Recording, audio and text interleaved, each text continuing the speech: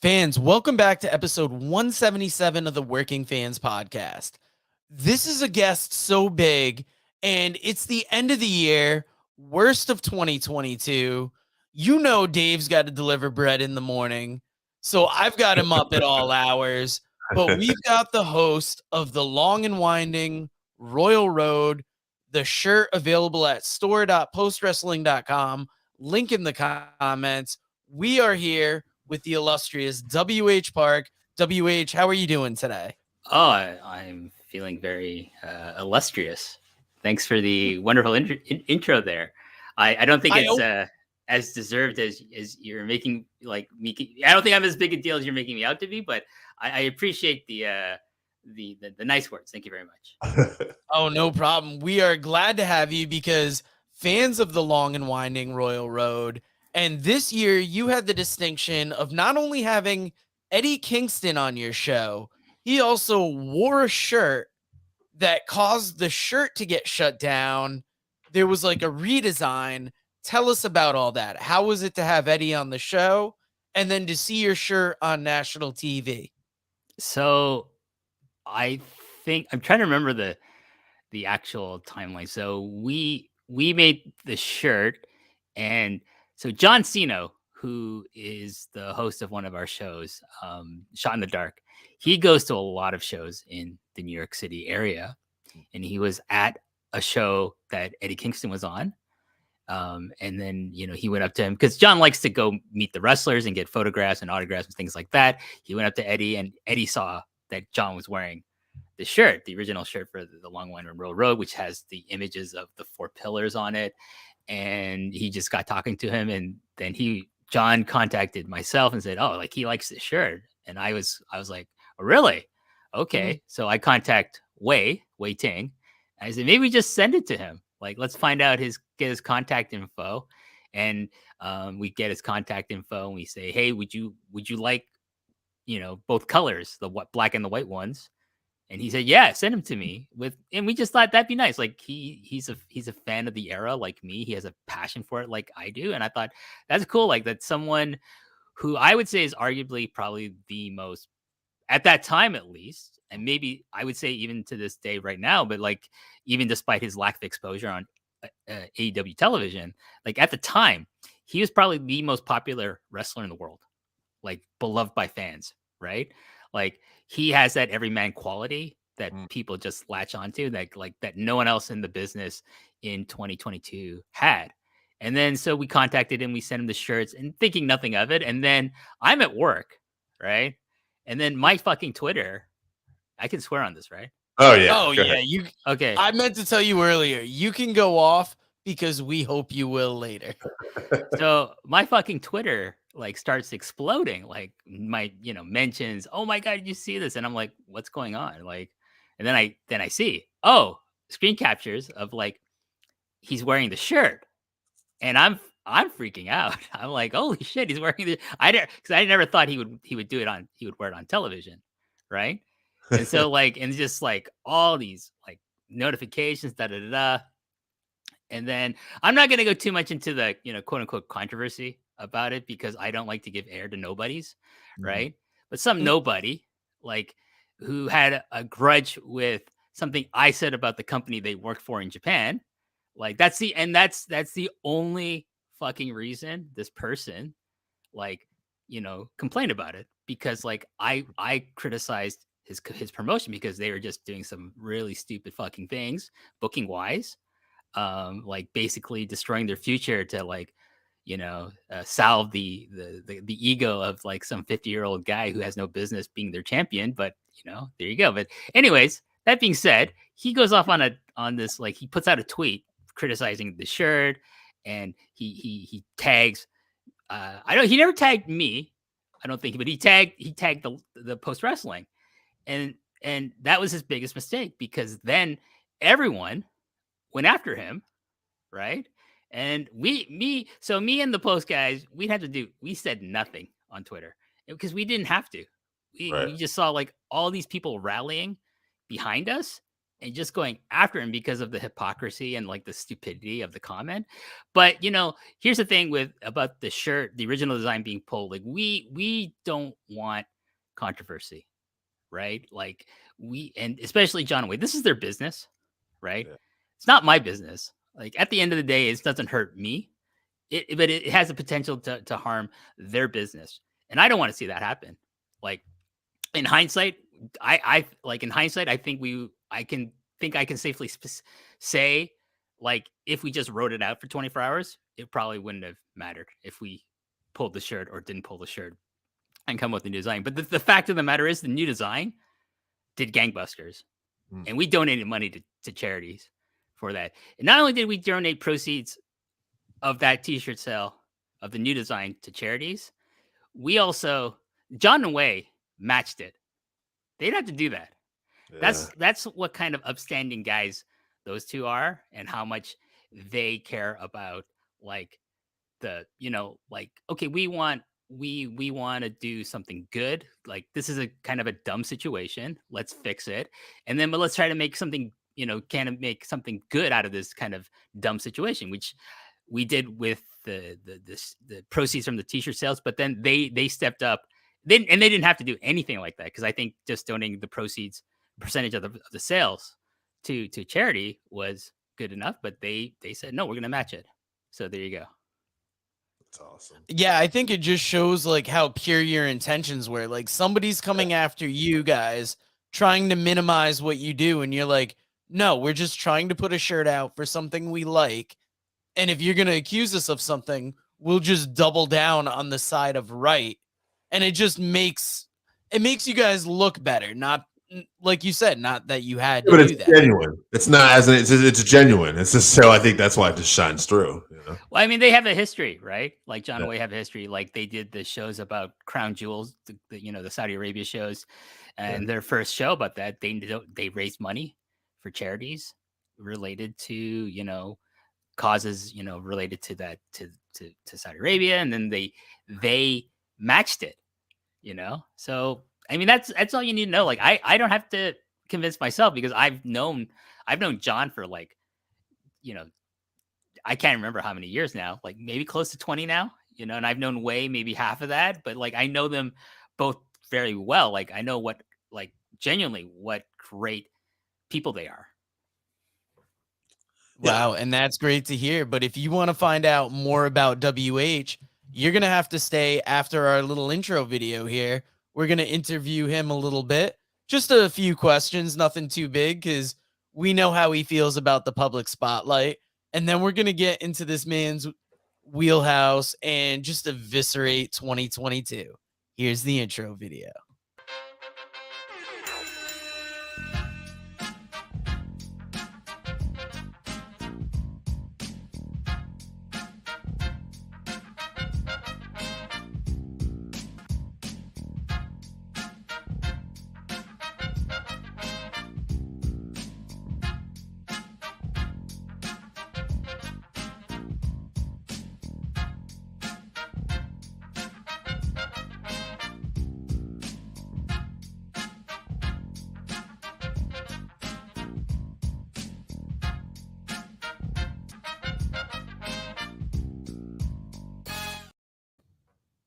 That was amazing.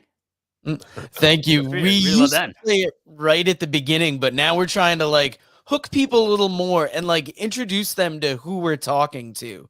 Now, WH, host of the Long and Winding Royal Road, how do you like podcasting and how did you get into it? Because you almost like John and Wei are more broadcasters, and you just seem more like that regular guy that they're bringing in, that they just love to hear him talk. Like, give him a subject and let him go.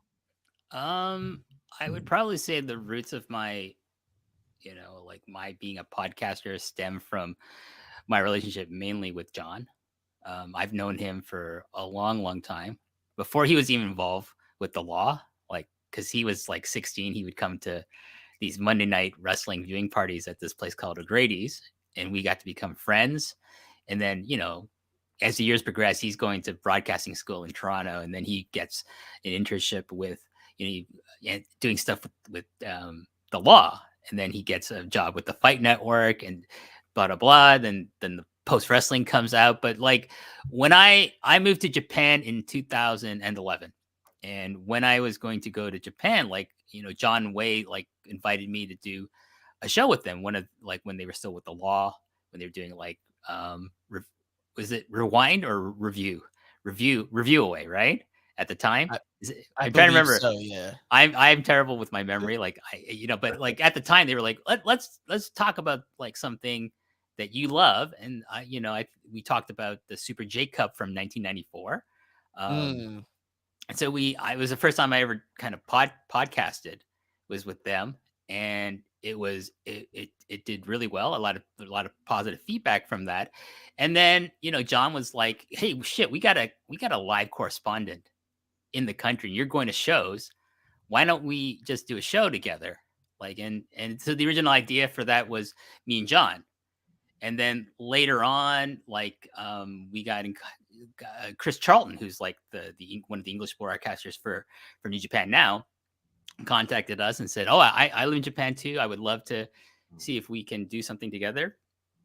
And some from that, we created like Japanese Audio Wrestling. We did that for several years, and then for a variety of reasons, mainly because I like the timeline is kind of like up in the air. But like mainly, I left just because like I was like busy and stuff like that, and then Chris had to leave the show after me because he got a job with New Japan Pro Wrestling. He has kind of conflict of interest to talk about, seeing the scene in general with him working for the biggest company in the scene. So he left, and then I came back, and then we kind of like it was me and one of my co-hosts at the time, Jojo Remy, and that was fun. I really liked doing the show with Jojo, but it just became more of a kind of like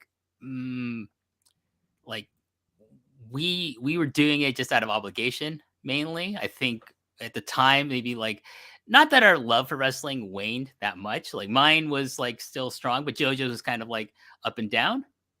And so like the show kind of like went away for a while. And then the whole thing with John Way leaving the Fight Network happened, and then them starting Post Wrestling. And then I get an email from John saying, this is our new venture. I don't know if you heard about what happened, blah, blah, blah.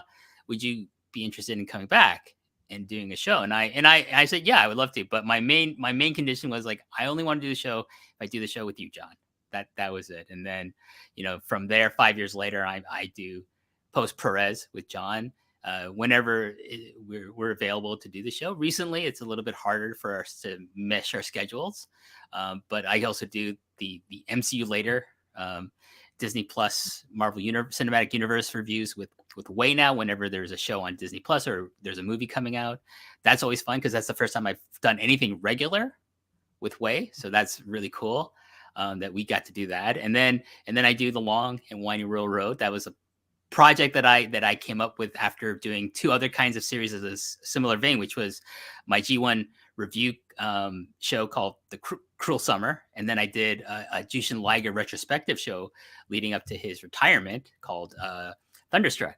So that was like leading up to this show, which is like my passion project, because that's the era of wrestling. 1990s All Japan Pro Wrestling is the thing I love the most in the history of my fandom of this crazy sport.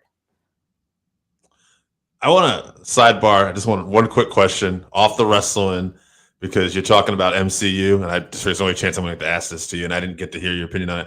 What were your thoughts on Werewolf at Night? That was one of my favorite ones this year. You might have hated it. I loved it. You did? Okay. I loved it because it was different.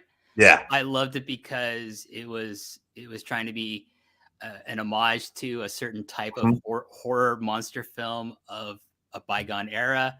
And I just like the idea of like, let's do something that's not like our movies or some of the TV shows we've been doing. This is complete. It's black and white. It embraced like, the kind of wackier side, not wackier side, but kind of like the more niche side of the Marvel universe in the comics, and bringing that to the Marvel Cinematic Universe. And I'm excited. I hope there's more. Yeah. I like the one episode format as a special presentation too. And I say, yeah, let's keep doing that for a little while. And I hope the chemistry with everybody on this. I don't know. It just looked. It was like you. It was definitely something different, and I thought they hit it out of the park with that. Yeah, I would love to see more of these, like they did the Guardians of the Galaxy Christmas special. I thought that was fun. I hope more of these like one-off specials occur, and me and Wei will be there to review them if they happen. So. And what I was wondering now, because you're so synonymous with your love of All Japan Pro Wrestling, but what was your initial fandom in wrestling? I don't know, what was the first stuff you ever saw? It would be the WWF. Would be, yeah. And just like sometime in '84. Okay. Because I remember getting into it like post WrestleMania 1. And then like all my friends are talking about it. Like I kind of was aware of professional wrestling, but I never really watched it. And then everyone's talking about it post, WrestleMania, like Hogan and Mr. T versus Piper and Orndorff and everything else. And so I started watching it. Like, okay, it's on Saturday mornings and it's coming out of the Buffalo, New York affiliate that's close to Toronto. So I'm watching it there. And there's a Toronto like based affiliate that's also showing like what I think was called Maple Leaf Wrestling at the time. Yeah. And so like I'm like, okay, Hulk Hogan. I never got into Hulk Hogan. Even as a kid, I was like, this guy's fucking boring. Right? So like the first wrestler I ever really got into was Ricky the Dragon Steamboat. Yes. Partly because it's like, well, he kind of looks like me. You don't see too much representation of Asian people who aren't like some fucking racist stereotype back then, or even up till like now. So I was gonna say, like, I feel like they've never fully gotten away from it. No. Yeah. So, like, even though he's doing a ninja gimmick at the time, like, I'm like, like in my teens, I'm like early teen. I'm like, fuck yeah, ninjas are cool. This guy's cool. And top it off, like, he's a great wrestler. And he's one of the greatest wrestlers of all time. So I'm following this guy, and through him, I'm like, okay, who else is good? Like, I don't really like the main event scene too much, like Hogan and fucking King Kong Bundy and like Andre the Giant. It's not for me. That's not what I get into. So then I see the British Bulldogs show up on TV wrecking jobbers left, right, and center, but like they're doing it in such a way that it's like, oh my god, this is what I want to watch. This is like the kind of wrestling that drawing me in. So I'm getting into them. I'm getting to people like Paul Orndorff, who I think was a super underrated wrestler. Randy Savage, Tito Santana, people like that. And as people come into the WF, as my fandom like continues, it's like Kurt Hennig, Mr. Perfect, loved him, Ravishing Rick Rude. So I was always more of a work rate person, even like at the start of my fandom. Hated Hogan, hated the Ultimate Warrior, like, loved Steamboat, loved, Bret Hart, back in his Hart Foundation days. I was like, when he went singles, I was like over the moon, because I thought that's what I wanted to see. I want to see this guy ply his trade. And like when his ascension was like amazing to me in the WWF. Yeah, for me too. He ended up being like, he was one of those guys. I don't know if you felt the same way. Like he was in that tag team, and then you saw him go singles, and you're like, oh, cool. He's gonna have this great intercontinental run and everything. And then when he wins the world title, it's like, whoa. It didn't seem like that happened for those guys back then, because it was still very much that Hogan era. Like the 80s were a great time for tag teams in the WWF. Right. And like I always maintain, like, if you have a very vibrant tag team scene, this a vibrant tag team scene should be your developmental, because look who came out of it. Like from the 80s, you had not only Bret Hart come out of the Hart Foundation, you had Shawn Michaels come out of the Rockers, you had it's like Davey Boy Smith come out of the British Bulldogs. You had all these guys like plying their trades, making a name for themselves in this company as tag team wrestlers. And then when Vince was ready to push them as singles, he's like, okay, the fans are already familiar with them. And then like to see like tag teams not be used like that way as a way to kind of season people. Like if you put a young rookie with like a more established wrestler, that's a great formula for getting that younger wrestler, ready to become a singles star later on, because like they're going to learn from riding in the car with their tag team partner. They're going to learn in watching in the ring, like, oh, this is what he does. This is what gets reaction. Like, that's amazing. So like, I would love to see that kind of tag team culture come back to wrestling a bit more. Now it's like, everyone's just like, we're going to be a dedicated tag team. That's cool. And I love dedicated tag teams, but like, I would also like to see two singles guys put together to form a tag team, like, and to say, okay, we're going to push them as a tag team, and then we'll split them off. Like, I think NXT Black and Gold was really great for that as well. You had like, Sure. Ciampa and Gargano was like that. I think the idea with the American Alpha was going to be something similar, where you're going to push off, what was his name, Jason Jordan and Gable. Chad Gable, right? Yeah. Yep. You're going to push those guys, like split them off eventually, at some point, at least in NXT, maybe not in the main roster, but that's the last era of that. You don't really see that in like AEW, I feel. Mm-hmm.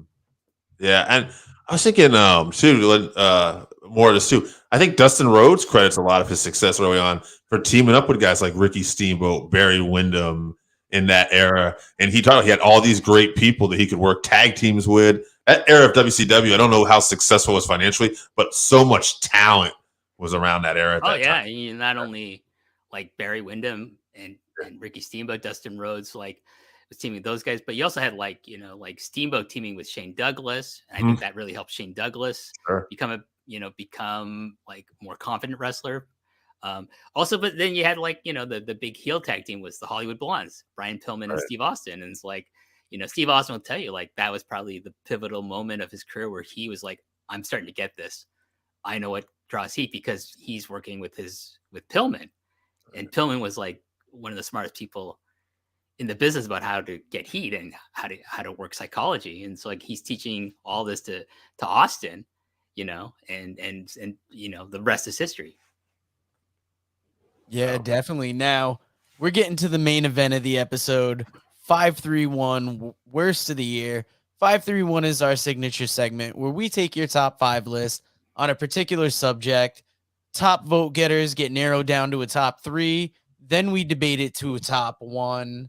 And WH is going to kind of comment on some of the list. He doesn't follow everything, so we just kind of brought him in to spitfire where he needs to. So my first list is from John White. He's got the Austin Theory Money in the Bank run, FTR not being on TV a lot, Elimination Chamber event, Scott Hall death, and then his number 5 was Ric Flair's last match. Did you get to see Ric Flair's last match? No, but I don't support anything Ric Flair does anymore, because like, I mean, not that it's a surprise, but Ric Flair was kind of like exposed to being like, wow, he's a terrible fucking human being, so like, no, I mean, is it his last match? I don't think so. I'm sure he'll get back in the ring. I'm sure he's just gonna break his promise about like, oh, that's my last match. I think he's already talked about it, hasn't he? He's gonna get back in the ring again. Yeah, I don't know like if it's making that many waves, but it's definitely been mentioned. So I think it's sad.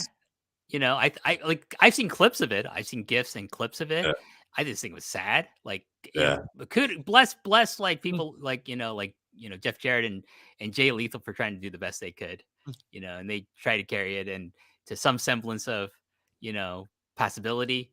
But still, it's like however old Ric Flair is, like he's in terrible shape. He could die at any minute, which is like to put people through that, like, oh, he if he takes the wrong bump, he could have a heart attack and die in the ring. I'm sure he would love that, but guess what? Nobody in the audience wants to see that. No one in their fucking ring wants to see that. So it's just like this sad attempt by this fucking like guy who's like way past his his due date, as like just trying to hang on to some like a semblance of, I don't know what's the word I'm looking, relevancy. I was gonna say relevancy, because it seems like just when you forget about Ric Flair, when he gives up on another podcast or just decides I'm not gonna do this anymore, whether it's a marriage or a podcast, he's not afraid to cut it short in the middle. And even after that last match, he did an angle in Puerto Rico. I think he showed up in Mexico. The whole rest of that card was great. And then just the end reminded you how old he is. And it's like, oh, wow, we got worked for our money in this main event. And it didn't even look like he tried. No, I mean, I don't think he can. Right? He just doesn't have it in the gas tank anymore. So, no, like I have no interest in watching anything Ric Flair ever does again. To be honest with you, like I think of like the Shawn Michaels match as that's the end of his career. and I don't think of anything after he's like as an in-ring performer. I don't think of anything after that as existing. Like, if he wants to be a manager, that's great. That's what his role should be, or some kind of, you know, something utilizing his speaking ability. Definitely. All Now, right. Dave, who do you got for a list? All right, a friend of the show, Scott, he sent me a list. Marina Shafir cut a promo. This is number one. Marina Shafir cut a promo so brutal that I long for the days of Brandy Rhodes versus Dan Lambert feud. Number two, the ghost of Keiji Muto still got in the ring throughout 2022. His knees, however, did not. Wrestling fans still have access to the internet and manage to ruin everything, especially being a wrestling fan. Four, I was forced to watch an entire House of Torture match at a live show where I couldn't escape and couldn't change the channel. I was sick for the entire match that followed. And finally, the wrestling world lost Antonio Inoki, Tim White, Dave Hebner, and Scott Hall in 2002, but we still have, 2022, but we still have Kevin Dunn. So there we have it. This guy's trying to take your job here. I think he's kind of roasting everything as he's going. I don't think I ever wished death on anyone, but no, that's true. Yeah, like I don't know, like guess like the thing for me on that list is like Keiji Muto. You know, like his last 3 years have been just an utter embarrassment. Like in Pro Wrestling Noah, like taking the spotlight away from the younger talent, beating like Kaito Kiyomiya, not putting that kid over, like, and him and like Kazuyuki Fujita just like destroying like the next generation of guys who should already be established, like Go Shiozaki, Katsuhiko Nakajima, Keno. Like these guys all suffered under like the Noah era of like Keiji Muto and Kazuyuki Fujita, because like none of these guys put any of these dudes over, and then they just ruined like like Kaito Kiyomiya should be talked about like how Kazuchika Okada was talked about in 2015 2016, but he's not, because he got fucked by Keiji Muto. And I don't like saying this because Keiji Muto is one of my favorite wrestlers of all time, but you gotta call it as you see it, right? And it's he's been terrible for that company. He's been terrible for the business in general over there, and it's like I'm glad he recognized that he has to retire, like just physically, like his knees are gone, but also I think it's a good thing that he's going to be gone from like taking the spotlight away from younger talent who have to carry the burden of making money for the company that they work for like drawing fans in to like their product. And it's hard to do that when like a guy who's in his 60s and a guy who's in his late 50s are like just destroying all the young talent. Like, why would you get behind a product like that? Like I don't want to see a product like that. I can't imagine people younger than me want to see a product like that. So in the proof is in the pudding. Like their business has been hurt. Like hopefully they're on the right track to like improving it, but the next 2 years will tell the story. Yeah, almost like the Japanese Ric Flair in that way, that he almost doesn't know when to go away, and it's almost more dangerous to the business to stay rather than to retire when you should. Yeah, I mean, I think the danger with wrestling and wrestlers, especially people who reach a legendary status, is like, they believe their own hype. They think I am a legend. I can contribute more to this business. No, not really. Like it's like watching Chris Jericho now. Like he has become everything he rallied against in WCW. He's become Hulk Hogan. He's become Kevin Nash, a politician, trying to stay relevant by like keeping himself on top. Oh no, WH, he's put people over. No, he's put himself in feuds with younger, like relevant wrestlers.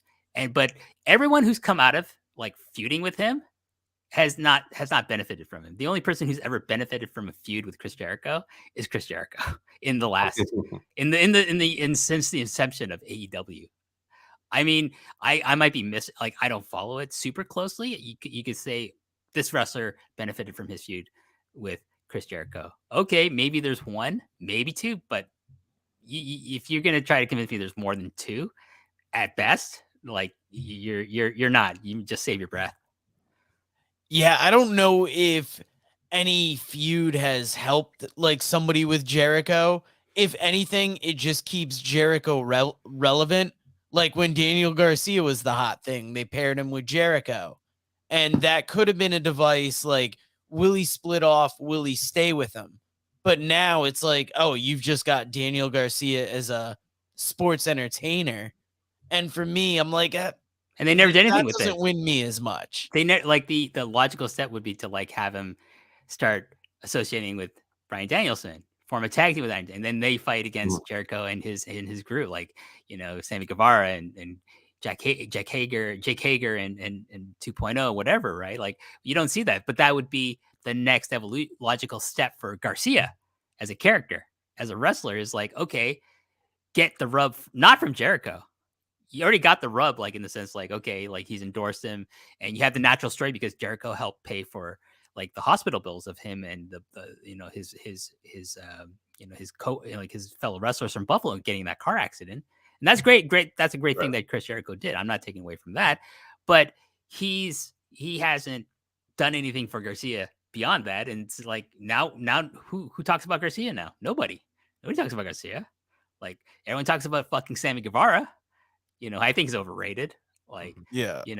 Like Garcia is like, to me, in that company, like Garcia, Wheeler Yuta, and if they ever get their head out of their ass, like Lee Moriarty should be guys like, okay, we're gonna build around these guys, plus like Hook, plus like Darby Allin. But where these are the like guys you should be like, that should be like, okay, they're just underneath Mox and like why Danielson is not a former AEW world champion Right. is ridiculous to me. I don't care if he doesn't want to be the champion. If I'm Tony Khan, if I'm the owner of AEW, I'm like, I don't care what you want. I've got you. I want you to be my champion. I want you to have a 6-month reign with that belt and have awesome fucking matches on TV, like every 3 weeks, and then headline pay-per-views, right? Like that's what I would do if I had Bryan Danielson under contract, but they don't use him like that, which is crazy to me. Like, regardless of what he wants, it's like, hey, I pay your salary. I want you to be the champion of my company. Like, so you're going to be the champion of my company. You know what I mean? That's where a wrestling promoter has to like put down their foot and not try to be fucking friends with the people on the roster. Like, that's why I think my view of Tony Khan is like, he has all this money and he's like, hey, do you want to be my friend? And they're all like, yeah, we do. And then they just fucking take advantage of him. And he doesn't have a fucking spine, right? Because like if he had a spine, CM Punk would never said half the fucking shit he said next to him. Mind you, I was laughing my ass off during that press scrum. I was like dying because I thought, I agree with that. I agree with that. I agree with that. Not everything I agree with, but like a lot of things. But if I'm Tony Khan, I'm like, I tell him, cut the mic, we're done.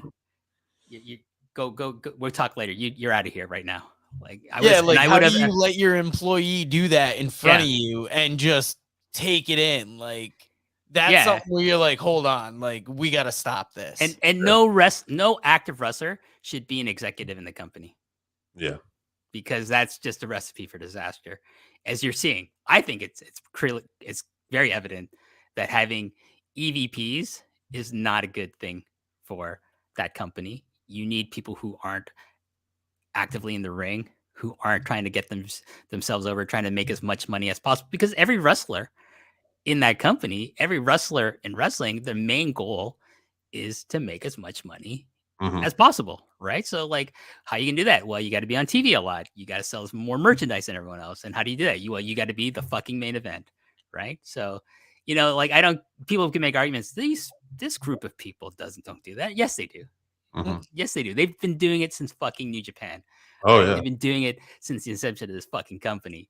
And if Tony Khan ever just like fucking stopped managing a football team and a soccer team and just devoted himself to wrestling or hired some fucking people who knew what they're doing, I think and I want AEW to succeed. I do not want a fucking McMahon family monopoly on fucking wrestling. I fucking hate that family, right? Like I want to see Tony Khan and AEW succeed. People think, oh, you hate that company because of who's in it and stuff. No, I might not watch it regularly, but I don't hate it. I don't want it to fail. I want it to succeed. But if it's going to be stupid and just be, you know, ludicrous, I'm not going to stop laughing about it. I think it's hilarious, you know? Yep. If I was Tony Khan, I'd be worried because look at what happened when the Bucks and Omega left ROH and just gutted that company. But the next list I got for you is from noted AEW fan Josh DeBoard from the podcast Regularly Scheduled Hostilities. And his number one was the Explosion, which when I asked him about it, he said the Exploding Ring Death Match, Oh, God. which I'm pretty sure was the year before, but I didn't have it written down, so I wasn't 100%. The press conference shit with Punk in the Elite, Brock winning the Rumble, Theory winning Money in the Bank, and Vince being a rapist. I'm not going to say though that. I will say Vince being exposed for being a complete scumbag and getting ousted from his own company. Mind you, he still owns all the shares, so he's still making a shitload of money. Doesn't matter. Profits off of everything. But yeah, is he? You know, just let's be clear about that. He just doesn't get to have a creative say in the company anymore. But let me tell you something. I think there's a secret there's a secret parking lot that his fucking car goes into. There's a fucking secret fucking elevator that goes to a secret office that he's still doing stuff there. They just don't talk about it publicly. Like, and he's hidden. He's hiding from like most of the 9-to-5ers there. Like, but I bet you like certain executives, oh yeah, it's Vincent. Yeah, he's in his secret office eating like a you know, 2 rare steaks and like on his fucking like, you know, his treadmill at the same time, you know, and like he's not gone. He's just publicly gone. But I think privately he's probably still lurking about in Titan Towers or whatever the fuck you call it. I wouldn't be surprised. Dave, who do you got next for a list? All right, we got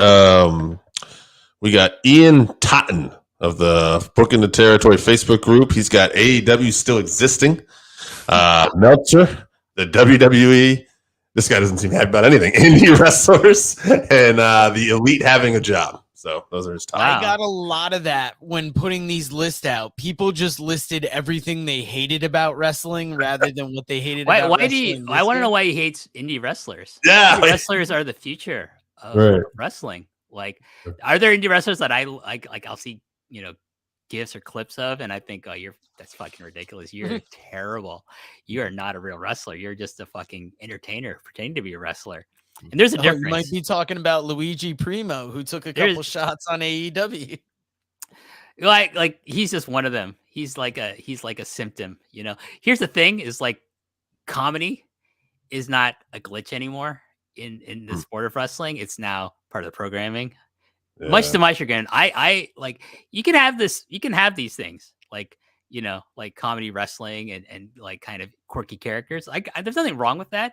But when like, you know, almost like 30-40% of it is permeating throughout the scene, like that's not a good thing, because people will turn against it because like, well, this is all haha joke. Like, I don't like performers who like actively tell you based on their gimmick that wrestling is fake. I want to believe it's I want to suspend my disbelief. Do you know what I mean? I don't want to be like, oh, this guy's not really doing anything seriously, and we're supposed to believe that he is. And like, you know, I'll disagree with a lot of my peers over at Post Wrestling about like, you know, like comedy wrestling. Like, it's not for me, but a lot of them like it. It's cool, whatever. But like, I as a longtime fan, that's why I like Japanese wrestling for the most part, and why I love All Japan, because it's considered a sport and it's presented as a sport. Like, you can have your DDT pro wrestlings, you can have like, you know, like your Chikaras and things like that. Like those have a place, and I've enjoyed my fair share of like a Chikara show in the past. But like, would I devote myself to an entire like supporting a product like that fully? No. It's like, oh, just I'm gonna mix my, like back in the day, I mixed my ROH, my Pro Wrestling Guerrilla with like, you know, some Chikara, because there's a lot of great wrestlers that came out of there or were working there at the time. So but like I like, again, just back to the original point, I don't understand the hate for indie wrestlers, because indie wrestlers are what, if you love wrestling, well, guess where the future of wrestling is going to come from? Not from fucking the Performance Center. It's going to be from independent wrestling. And like, there's a lot of great talent out there.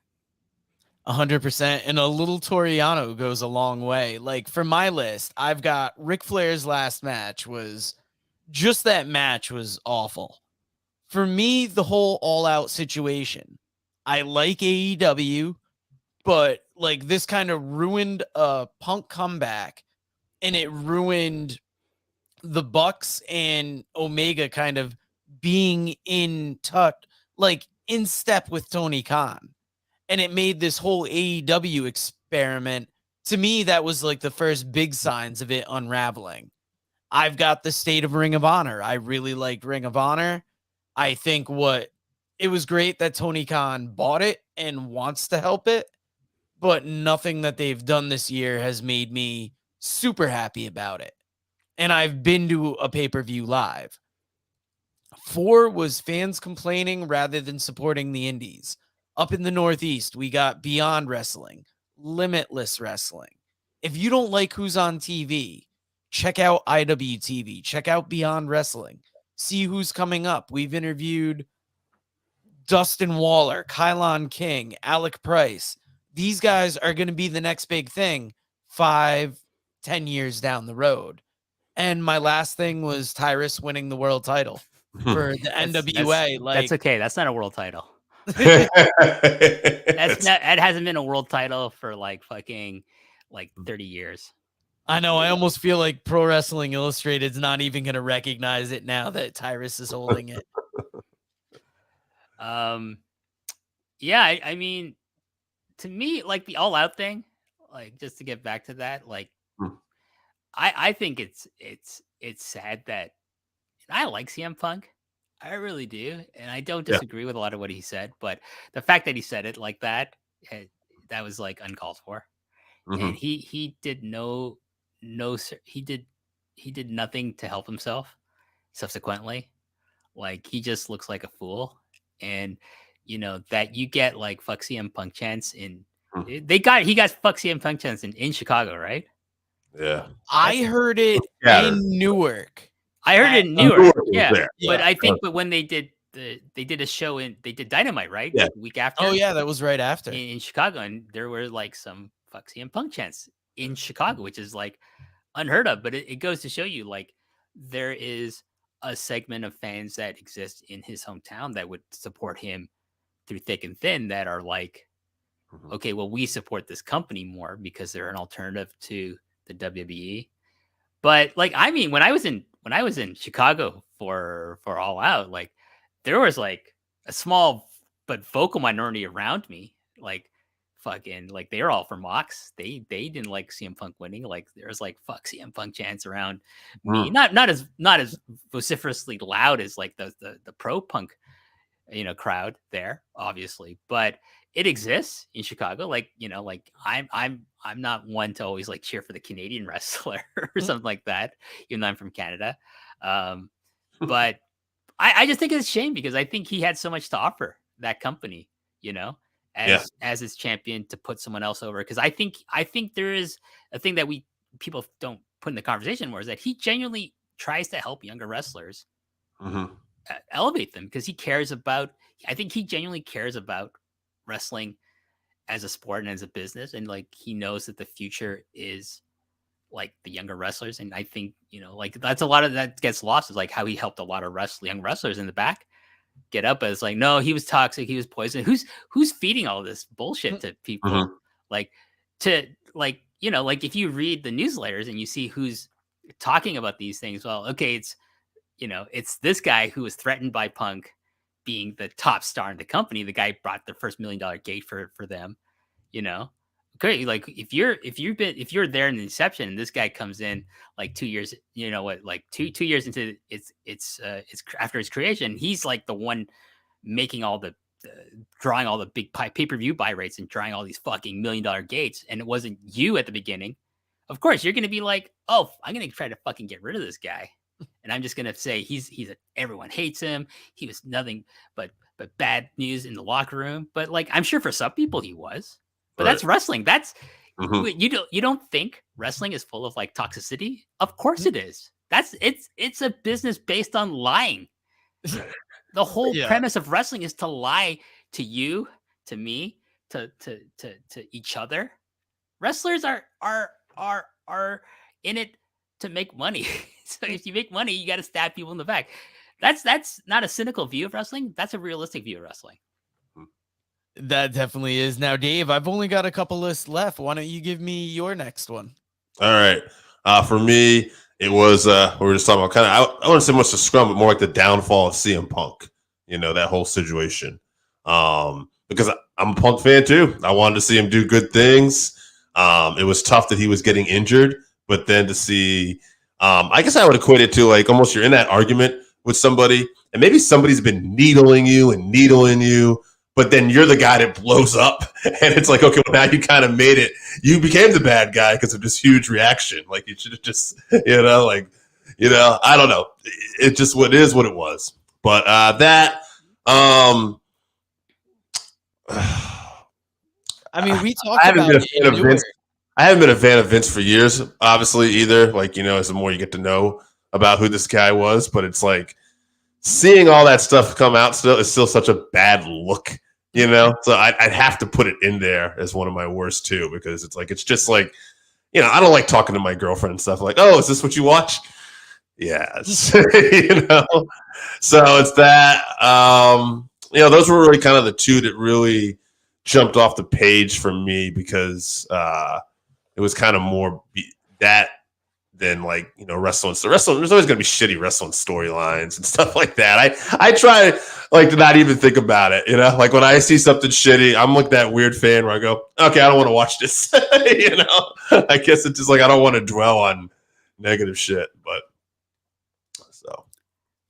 Yeah, so the next list I got for you is from Albert Bettis. His number one is the EVPs screwing over CM Punk and ruining any potential AEW had built over this past year. Number two, Eric Young's murder on Impact. He's one of like 3 people that felt a way about that. Tony Khan buying and ruining Ring of Honor. The Young Bucks in general. And then stupid gimmick matches. For example? I think this is why I feel like people were just complaining about what they hate in wrestling. Mm-hmm. It's probably the war games that AEW did where somebody's always got to come off the top of the cage. Maybe the way Tony Khan goes to dog collar matches like once a year.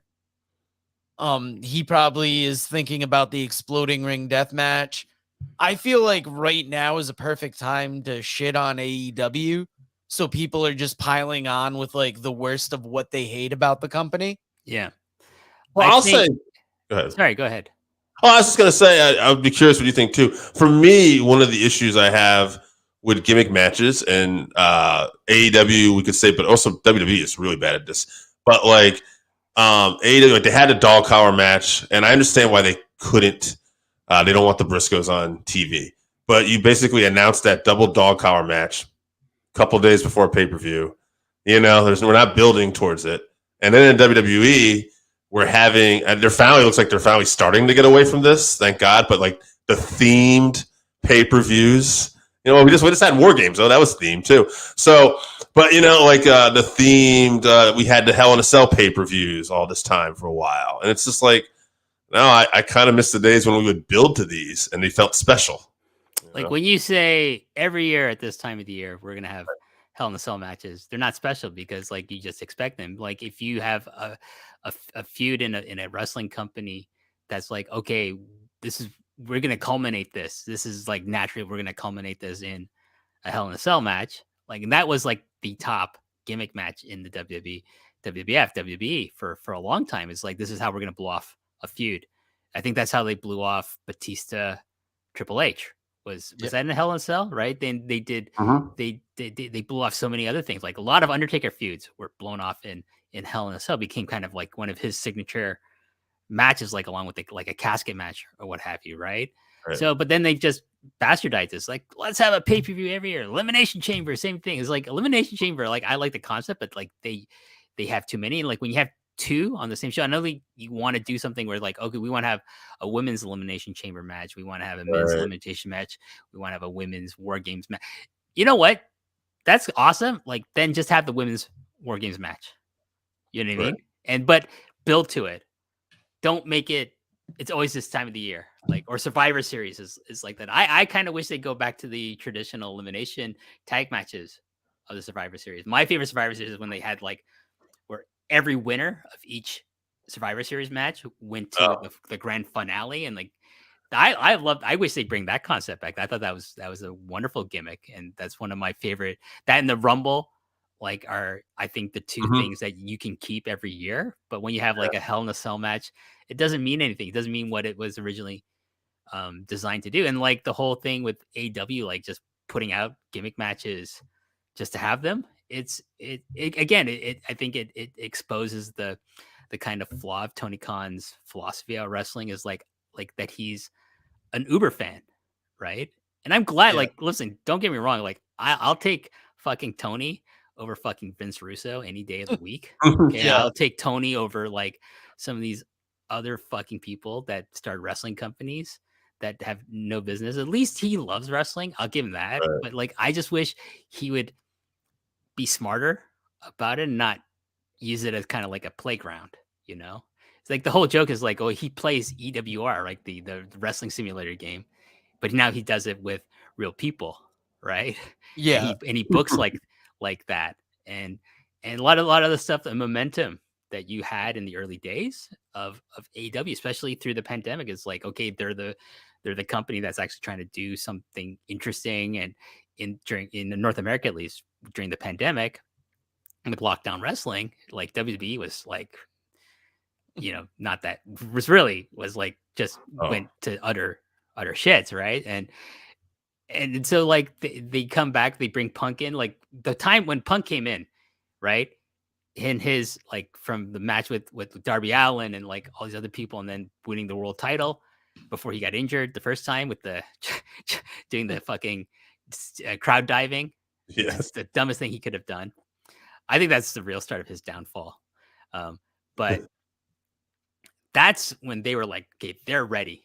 They're ready to go to a different level to really, really, really compete with the WB. And I think if they use Ring of Honor as like their NXT and not as a television product, like that's the thing. He wanted to sell it to a different network. And once TBS hears about that, they're like, well, no, fuck you. We're not letting you we're not letting you push a different brand that you're going to sell to one of our competitors. Right. Put it on YouTube. It should always have been a YouTube show. Or you should have sold it to TBS or made Rampage your Ring of Honor show or something like that if you could have. Who knows? Maybe TBS would have like, you know, or Warner Bros. Would have been like, no, we're not turning this into fucking Ring of Honor. We're keeping it AEW. But like if you had it on YouTube, they're not going to care about YouTube.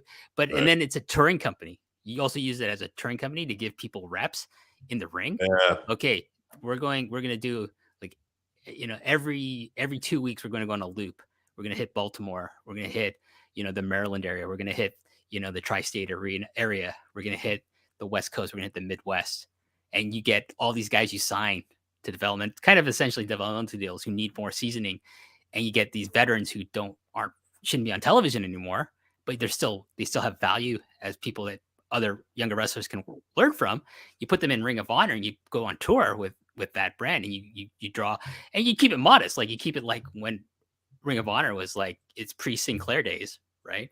Yeah. You try to draw a gate, and you know you pay these people like a decent wage, but you could pay people a decent wage and let them work indies as well, like let them work PWG, let them work GCW or whatever as well. Okay, but then when they're ready, when you're like, this guy's hot ROH in our developmental territory, we're bringing them to AW. And but not fucking the fucking YouTube show, not fucking dark elevation, whatever the fuck it's called. Like nobody fucking watches. That's not developmental. That's just bullshit, right? That's just a waste of everyone's time at the live shows. Like honestly, I did 3 fucking nights of AW in the Chicago area, and honestly, like those were some of the longest wrestling shows I've ever been to, because they were legit long, because you had to fit in dark elevation. Rampage, that was the worst. I was like, I should have just stayed in fucking downtown Chicago and gone drinking with Stephanie Chase, because like it would have been better than this shit I had to sit through, like in fucking like you know, suburban Chicago, like that took fucking forever to get to because we had to get there through rush hour traffic. The only good thing was I got to meet my buddy Joey Bay, in the aisles. Like, he met me outside. I was like, we talked, and then, but other than that, I could have just like fucked off back to downtown Chicago, gone drinking, had a nice like pasta meal, at a nice restaurant down there. But oh well, c'est la vie.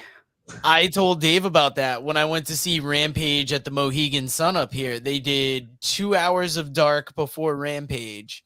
And that 2 hours of dark, if I was 15 years younger, I would have loved it because you're giving me so much wrestling. But instead, they're just bringing out the next enhancement talent, bringing out the next person to squash them. And then again and again. And I saw 15 matches before I was like, we have an hour and a half till showtime. And then, of course, when Rampage hit, it went by so quick. Now, I've got one more list to bring you guys today from Philip Montagas of the Booking the Territory Facebook group. You got a lot of people who are heads of Facebook groups. It's very interesting. Yeah, Yes, they like to bring the list. Oh yeah, I post these questions to a couple different Facebook groups. The Mothership Facebook group usually gives us a good feedback. The Booking the Territory, but you also get like this kind of pro Cornette vibe, and you're gonna see it in this. Number 1, the no selling. Number 2, Young Bucks. Number 3, Tony not putting them boys on TV. 4, CM Punk getting shit on by little kids who think they know wrestling just because they know some insider terms. 5, any of the intelligence insulting WWE characters and how they act. And then Jake Rule, number 6, Tyrus getting that championship. Wow, like so many people care about the NWA. That's really, surprising. Like I don't give a shit he won that title because I don't fucking watch that show. Yeah. I maybe watched a bit of it when it first launched, but like after like Lagana got outed as being a scumbag, like, and then like let's be honest, he was the creative force behind there, and then like Cornette fucked himself because he's Cornette, right? Like he got a big mouth. Then with the shit, it's like, who cares? It's a nothing brand. Like honestly, I have to maintain this ignorance that Billy Corgan owns it because I still want to listen to Siamese Dream because it's a fucking great album. I still want to enjoy Siamese Dream, and I want to enjoy his guitar playing because he's an amazing guitarist. But then the way I do that is like I pretend that NWA does not exist. I pretend that he doesn't own it and is like completely a fucking dork when it comes to being a wrestling promoter and booker.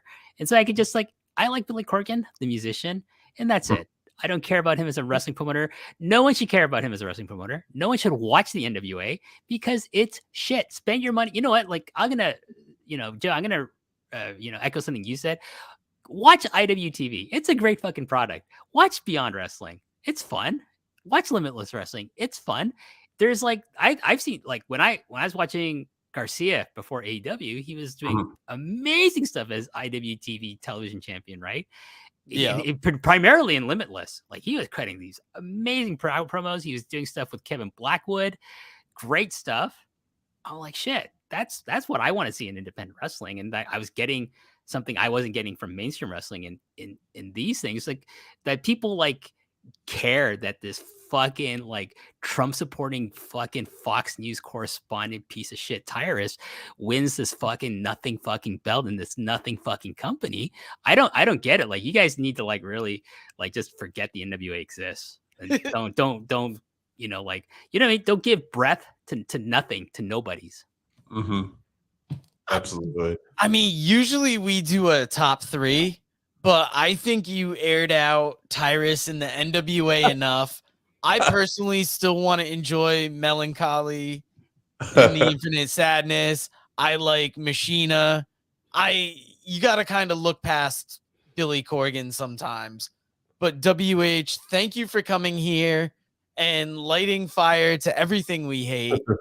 One more time, plug what you'd like to plug, and thank you for joining us. Yeah, so you can pretty much find everything I do over at postwrestling.com. And yeah, we celebrated our 5th year anniversary in New York, New Jersey a couple of months ago. That was a very fun event, and we're continuing strong going into the 6th year, starting next month in January of 2023.